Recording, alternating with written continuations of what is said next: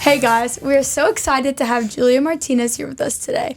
She's currently the Volunteer Engagement Coordinator for Indiana Sports Corp and most recently co-led the Volunteer Services Committee at the NBA All-Star 2024 in Indy.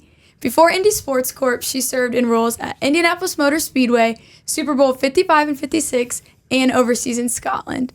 Julia, thank you so much for being here with us. Thanks for having me. We're so I'm very excited. Yes. So to start, why don't you just kind of talk about like what you do in your role now at Indy Sports Corp? So when I first started with Indiana Sports Corp, I was in the events department, more of the nuts and bolts, very logistics focused as far as it relates to everything happening on site. So that includes the recruitment process pre-event, scheduling, getting everything out communication-wise, and then on-site focus on the hospitality and how to maybe improve the volunteer experience, if not get it perfect the first time. But now since August, I've transitioned to more of a marketing and engagement role. So focusing more on not only the volunteer experience and how to incorporate them more creatively into our mission, but also looking at our fan experiences that we're providing. So thinking more community focused as well. How do we engage the full community of Indianapolis and everything that we're doing downtown or wherever it may be. What made you transition to that role from your previous role with them? That is a great question. I love the creative side of marketing and engagement. I love brainstorming and collaborating with my teammates, specifically Ashley and Alyssa. I think they are two of the greatest minds I get to work with on a daily basis. So having them to bounce ideas off of was very appealing to me. I think also I love operations, but it is very, very decently rigid in how you're able to, host an event. There's very traditional ways of doing certain things. So thinking more creatively again about how can we improve, or maybe not improve, but enhance some of the experiences that we're providing, I think is really fun, and it pushes me a little bit. Yeah, for sure. And what are some major events that you've worked or helped organize while you've been with the Sports Corp as well? Some of my first events included water polo, which was completely out of my realm. I had no idea how much went into water polo. I learned a lot about the sport itself. And it was one of my first international events as well that I got to host in Indy. So that was really fulfilling for me. But some of our traditional events that we host are Big Ten football championships. We have 5 fundraisers a year. That includes Corporate Challenge, which is the largest corporate field day in America. Fun fact. Oh, I did not know that. And I think we just keep growing, too, because our team is phenomenal with those relationships that we've built with companies around Indy. We also just hosted NBA All-Star, as Kenzie mentioned. We consistently host NCAA championships throughout March and April. And then looking ahead to June, we'll be hosting Olympic swimming trials in Lucas Oil Stadium. Cool. That's going to be so cool. Awesome. Yes. So we just talked about like All-Star just happened like a month ago, 2 months? A month ago-ish. Yeah, about a month. What was like your experience like in that? And like, was your role similar to what you're doing now or was it a little different? That one was very unique in the sense that I didn't always work directly with the NBA, which isn't normal from my experience so far. Traditionally, I'm working not only with our team and any committee members, but also the rights holder.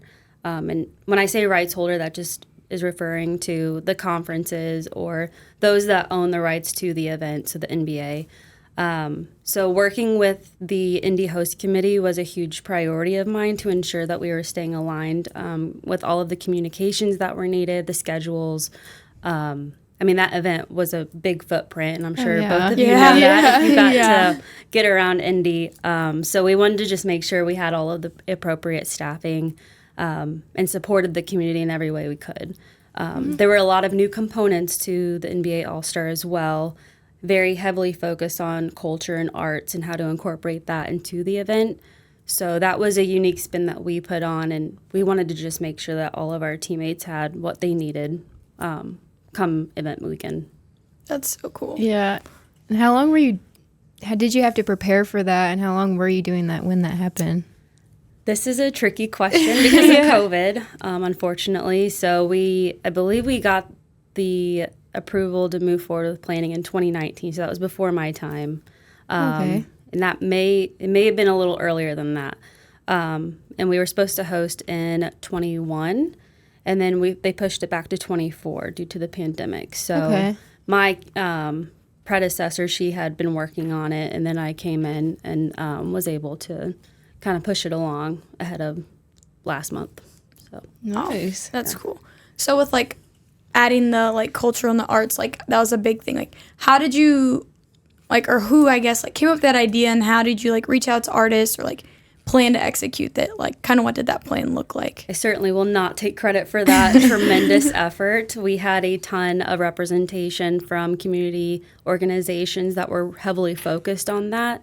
I was not a part of the recruitment of the artists, unfortunately, but I'm sure there were many, many nonprofits involved, including Gang Gang and a few others. But we did help staff those areas. So they had free art exhibits that we were able to have volunteers stationed out to represent our team. They assisted guests and wayfinded visitors throughout the city. We provided maps to them so they could easily navigate any questions that came their way.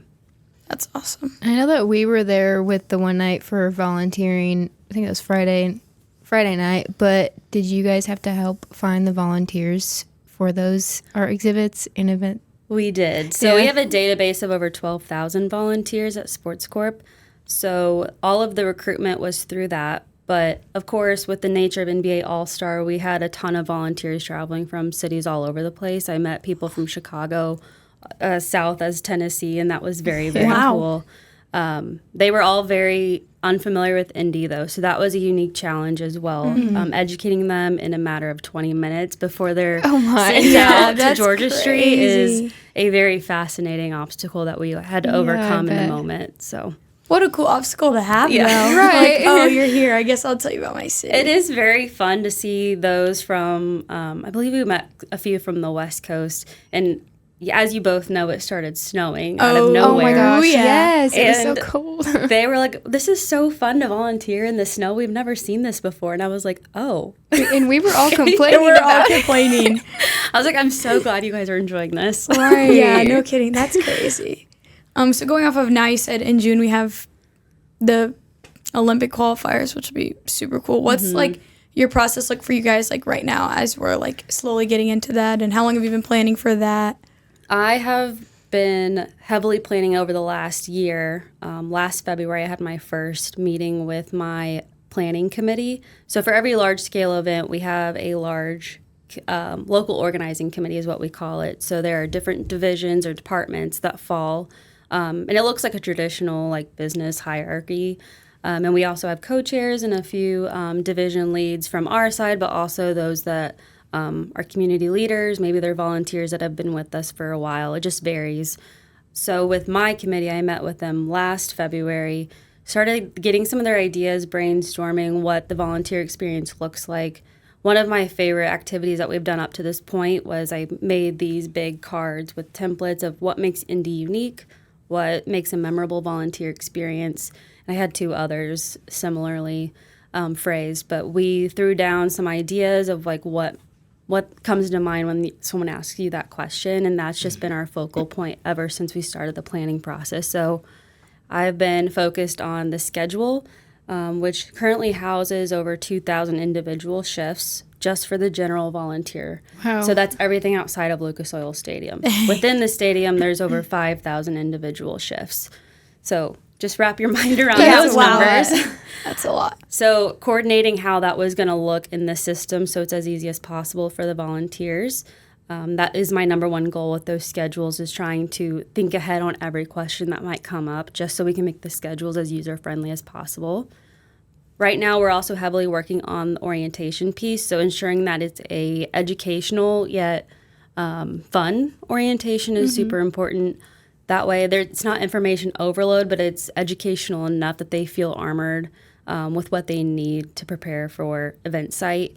This event's 9 days long, too. Oof. So things are going to consistently keep changing. There's going to be a lot of fun opportunities to be involved with the event, a lot of free activities available to the public. So we just want to make sure our volunteers are prepared for the magnitude of what this is going to look like on site.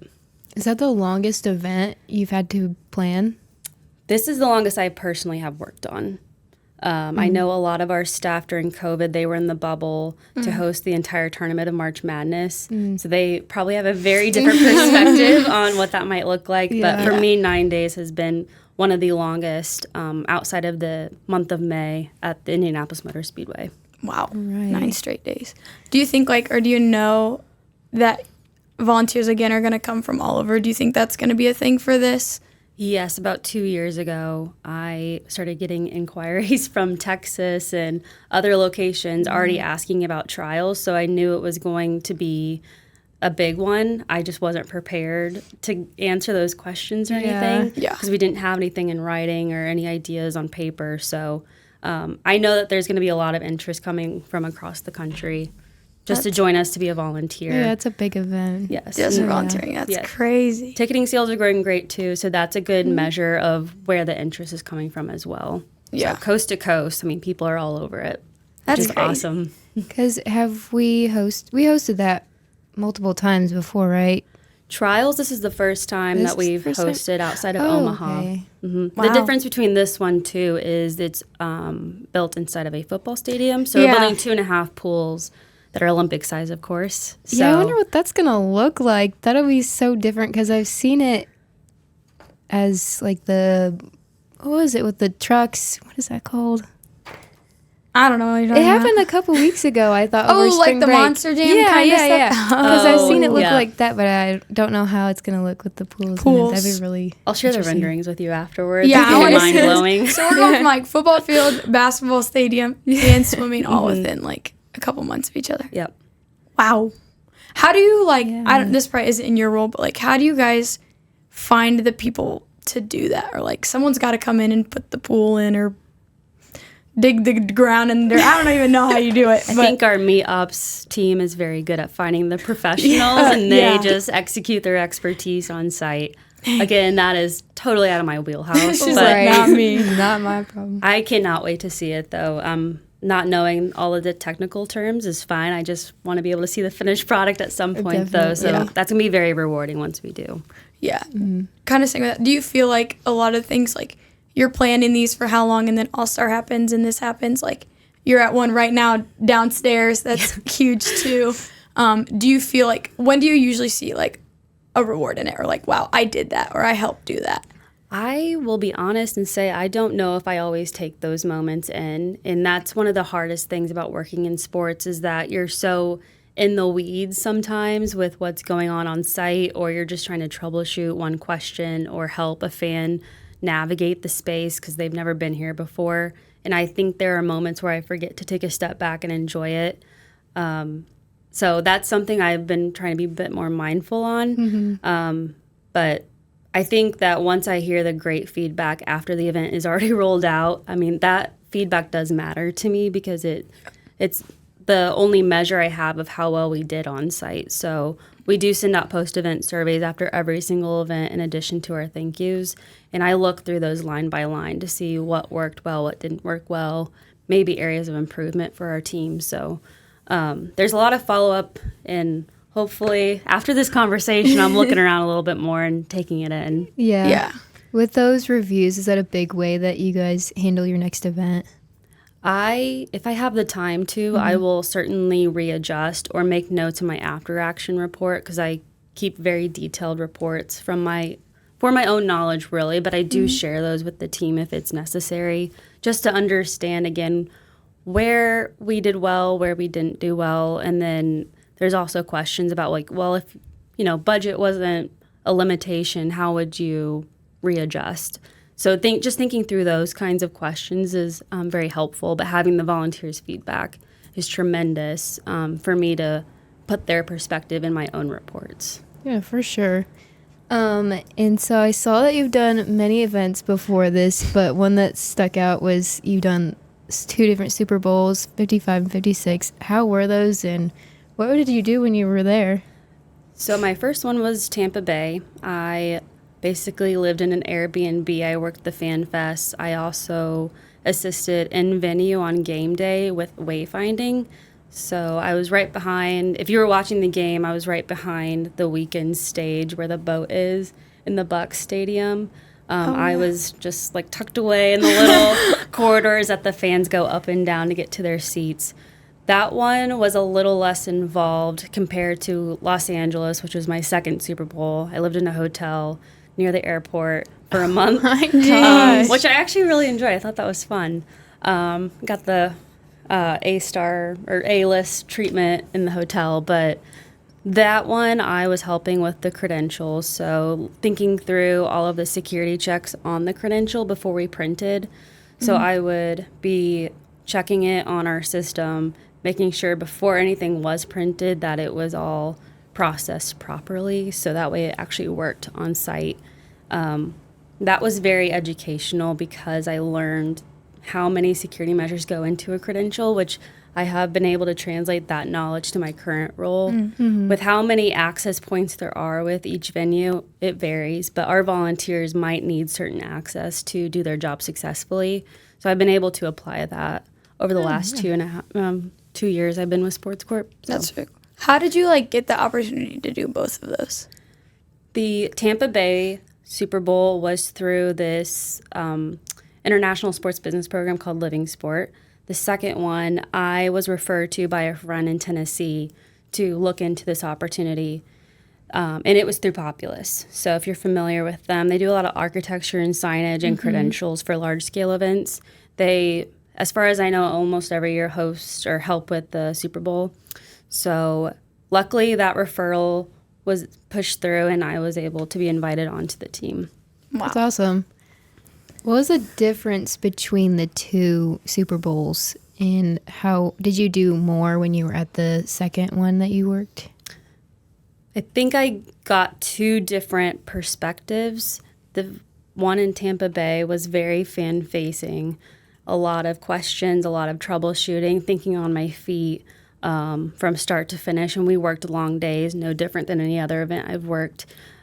Regarding the Los Angeles Super Bowl, that was very behind the scenes, which I wasn't always used to. Very admin focused. There was a desk where people could come and pick up their credential, and that was really the only interaction I had with those that were a part of the event. So that was a learning curve for me as well, because I'm so used to being in front of the fans, where this time I had to take a back seat, and that was just odd. So Yeah. Yeah, it is. So with you living in a hotel and an Airbnb, were they you just have to be here by this date and then work it till this date, or how did you kind of know I'm just gonna fly out there and see what happens? Or for Tampa, it was a little bit more structured. I knew the dates that they needed me because we had to register as a volunteer, which weirdly enough, I use the same system then than I do for my job now. So I kind of knew the ins and outs of it. With LA, it was a little bit more flexible. If you could commit to 1 week or a month, it just varied, and I could submit my availability. I really wanted to live in LA for a month, so I did. yeah, in a hotel. My parents were like, "Are you sure?" I'm like, "Yeah." Why not? So fun. So when you went to these, it was your job. Did you have a different job while this is going on, or was this kind of an in-between period, or Tampa, I did while I was at the Indianapolis Motor Speedway. They were gracious enough to let me go and experience that event because we were preparing for the first Indy 500 since we came back from the pandemic. So we were trying to think through what kind of protocols would we want to consider for our club spaces or our suites. So that was very valuable, and I was able to just take some observations and provide them to our team once I got back to Indy. Whereas Los Angeles, I think that one was in between jobs. So that was a contracted role that I picked up strategically after I completed one role and was looking for the next one, but I didn't want to stay in Indy. I wanted to do some traveling and just kind of get more experience under my belt. Speaking of traveling, That was a great segue, wasn't it? yeah, that was that was something that really intrigued me was when you were in Scotland. What is Tough Mudder, and what did you do there? It is the craziest obstacle course I've ever seen in my life. So folks are running through these electrified fences, like an army crawl through piles of mud. They're doing runs, and it's nuts. And it goes on for hours. Oh, wow. They actually have them in the United States. I think I've seen Is this. it called some? What's it called? I here? didn't know what it was They called. have different sectors. I believe it's still called the Tough Mudder Okay. US. But this is the Tough Mudder UK. So I went to Glasgow. The obstacle course was built like right outside of a castle, which Whoa. another crazy What? experience. That was super fun. So I rolled up and I'm like, oh my gosh, where am I? And we got to work with the international event staff. I met folks from Germany. There were people from London, Ireland, pretty much the UK, and even then some in, outside of the UK perimeter. So that one, I helped quite a bit with the volunteer experience when they were checking in, but a lot of it was ensuring that the fans and the participants were staying safe because it is such a physical event. We just had to make sure that we were calling for assistance from medical if someone was struggling. So that was my primary focus. Towards the end, I got to do the finish line, so giving out some of our fun gifts to those cool. that finished the run was very rewarding. Yeah. Have you ever done an event like that before? No, that was my first one. She's like, no. First time out of the country, too. So Oh, that was a wow. huge learning curve. How long were you there for? I was there for 10 days. Oh, wow. What That's a good 10 really- days to go, like, explore Yeah. and Yeah. work. And so with, like, volunteering and, like, you talking to people, like, obviously the UK is the same language, but, like you said, Germany, like, did you come across, like, any language barriers or, like, translating?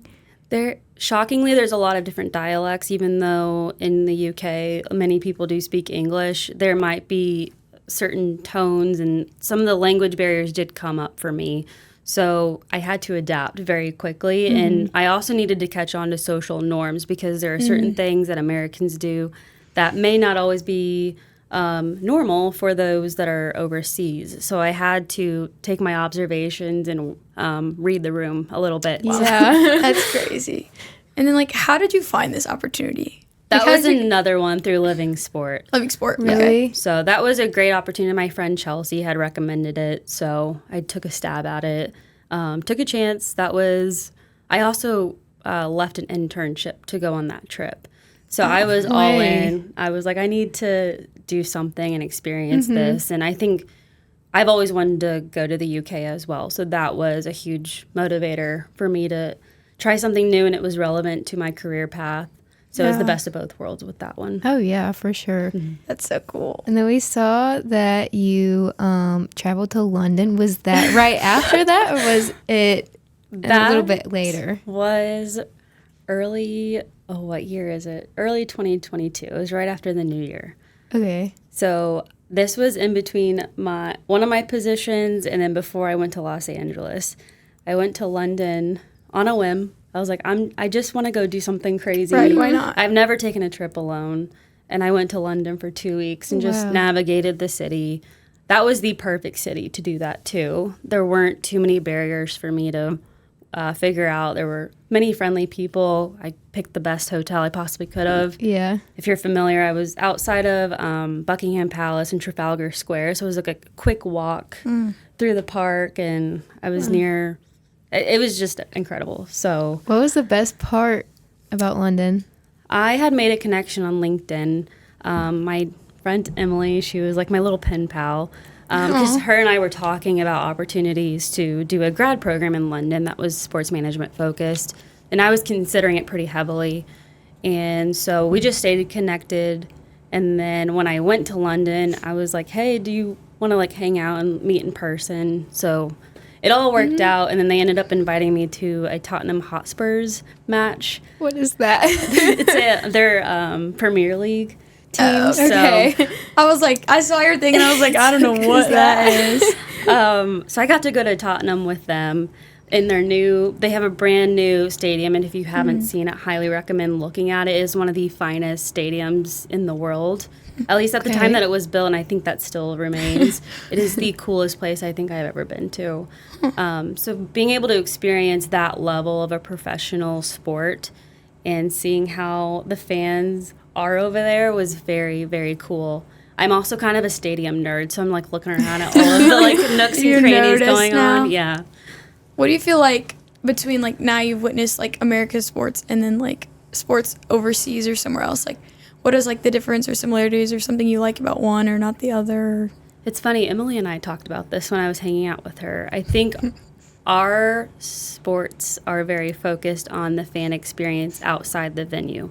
It's very rare that you ever see any fan fest happening at a UK event. And I think that that's starting to change based on my observations and what I'm hearing. But I think we are so focused on, for those that don't have a ticket or maybe don't have an interest in sports, how do we keep them coming back or interested? Or maybe the drive for that is keeping them in the downtown area. We all know that fluctuates on how busy downtown is. So I think just the priorities might be a little different. Mm-hmm. Did you ever consider moving overseas? I did. Really? She's like, yeah. The grad program, if it wasn't for the pandemic, I think maybe had worked out for me, which would have been very interesting. And I think my career path would have taken a different turn if that was the case. But who's to say? Yeah, it's very tough, the visa requirements and all of that. That's a tough process. So kudos to anyone that does that and takes the leap to travel to another country, though, and live there as a student. I think that's a commendable opportunity. Oh, yeah, because we have the opportunity here. Mm-hmm. Do you know if a handful of students go out? Do you know how many do study abroad? I only know a few, and they're from high school. So one of my friends, Abby, she studied at Oxford, which is crazy. Wow. Yeah. No, she's incredible. So you were talking about like living sport. What are they exactly? Like obviously they do like overseas or like the Super Bowl or whatnot. But like what exactly like is it, and how did you find them? I found them through Chelsea.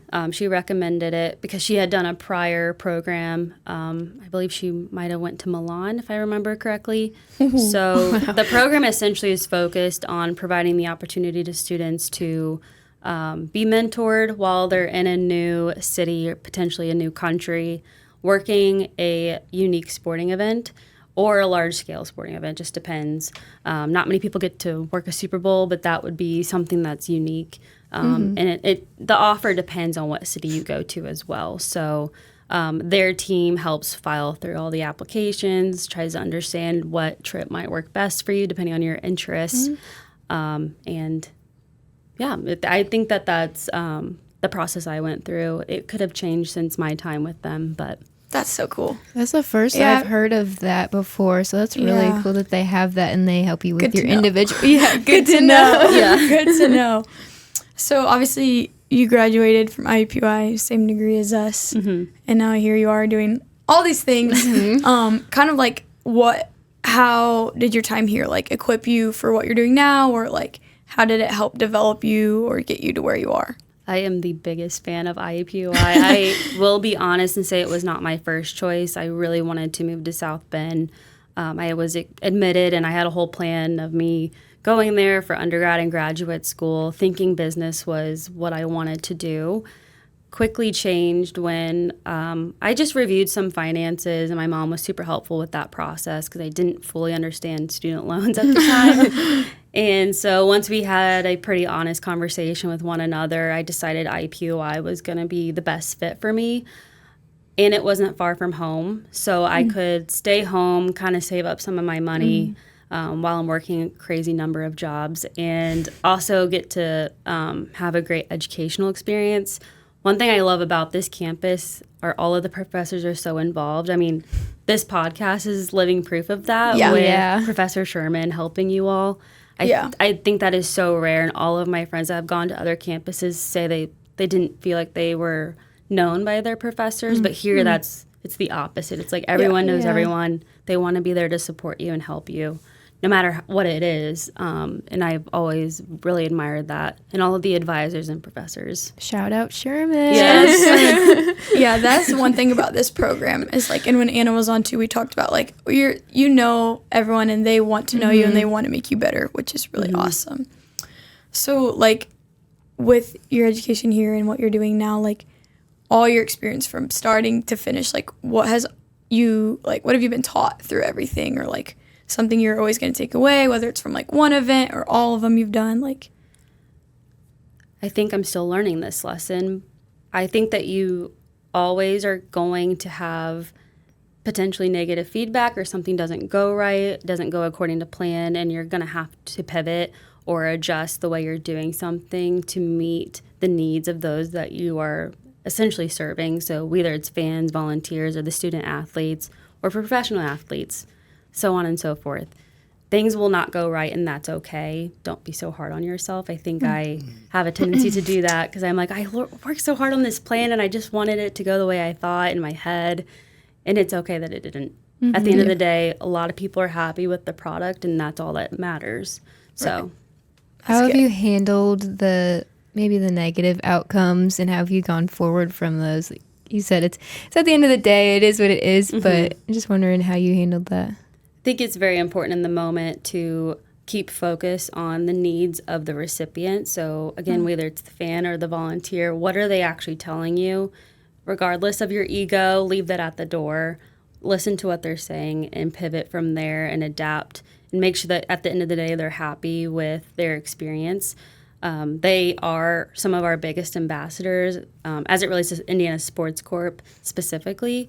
So I want to make sure that I'm going above and beyond to, make them feel comfortable and welcomed in our spaces. These are really fun events, and not many people get to be a part of it. So that is something I consistently have to keep on top of mind, even during the moments where I might take it for granted because I'm there in the trenches with some of my teammates.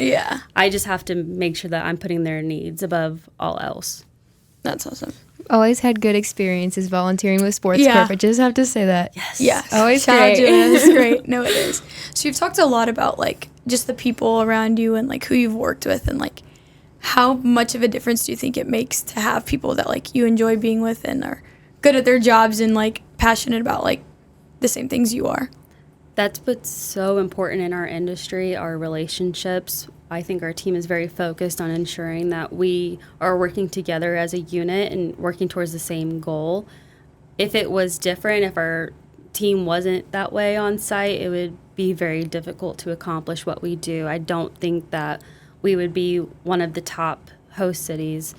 We recently were ranked number 5 for Sports Business Journal. That's awesome. And you don't just get that. That's something that's earned by a really we are very, I would say, humble in what we do. I think our team is great at what we do. And there's a reason that people keep coming back to us. And I do think that our staff is very protective of that. And we want to make sure that we're providing the best experience to our rights holders and that we continue to stay at the top. That's awesome. That is. That's so cool. Okay. We always ask this question at the end. Who is your favorite female athlete and why? I recently got to go to an event where Allison Felix was the speaker. And I've always admired her athletic abilities, but her speaking on health, physically and mentally, was very unique. She also expanded on her shoe line, which I truly didn't know much about before I went into that luncheon. So I would say she's on the top of my list currently because I really love what she's all about. And I think I'm in a season of life where I'm working towards ensuring that I'm prioritizing mental and physical health. And so that just really spoke to me when she was on stage talking through her struggles and how she's overcome them. That's That's awesome. really cool. I think it's important now that, like, athletes are talking so much more about this. And we always bring this up, but, like, the fact that she's talking about it at a luncheon with probably hundreds of people and It's not being afraid to talk about it. Yeah, it's becoming a very important topic for sports. Definitely. And it's a vulnerable spot to be on. Like, you're on stage in front of, you said, hundreds of people. So to, like, uncover everything that maybe she wasn't as vocal about at the time, I think that is absolutely incredible. So with such a huge platform. Really big topic in our last episode with Brett. It was really awesome to talk about mental health a lot and learn how they handle that with the athletes. Yes. That's I think I hope definitely with you all, like, I hope generations to come keep pushing that topic. I think it's very, very important, whether you're an athlete or not. I think it just needs to be on top of mind for everyone. Definitely. Definitely. Awesome. Thank you so much for coming and joining us today. I love chatting with you, gals. So glad I'm a GameTime gal now. I'm so excited. Oh my gosh. Yes. So glad we did our official. mock interview together and you called me out for the podcast. And now here we are. So Add it to your resume. Up it on the resume. It's on there, but up it on the It's resume. there. Yes. Well, thank you all so much. Yeah. I appreciate it. It's been fun. Bye.